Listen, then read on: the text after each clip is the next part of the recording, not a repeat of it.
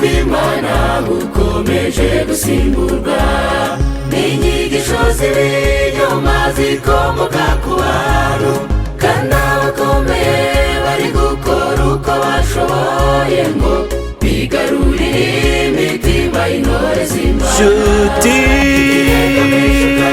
ugira kugifite igihe, dore marayika uri gukora ubuheruka, afite ikimenyetso ashira kuba n'ab'Imana. ngaho isuzume marayika ataguhita. nshuti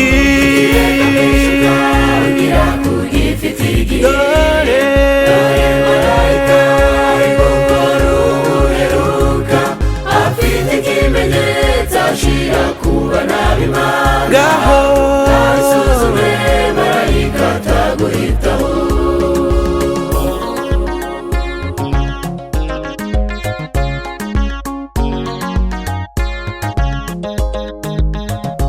Amategeko y'igitugu agiye kwererezwa, agamije kurwanya Imana n'abakozi bayo.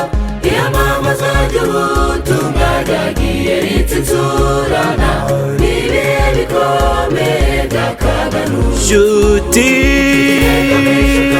ugira kugifite igihe, dore marayika uri gukora ubuheruka, afite ikimenyetso ashira kuba n'ab'Imana. ngaho isuzume marayika ataguhita. nshuti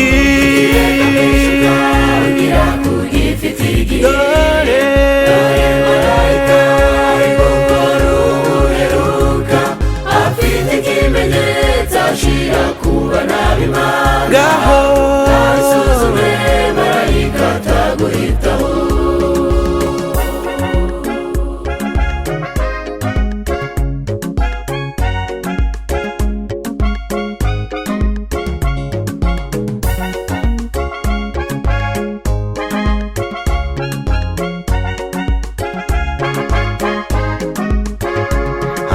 amaso Yesu nshuti ntufite gukiza, ishungura rizaze warabonye ubwisho, ubwo bamwe bazabwirwa ngo jya ibumoso bwanjye, wowe uzaba uri mu bazajya iburyo bwanjye. nshuti ugira kugifite igihe,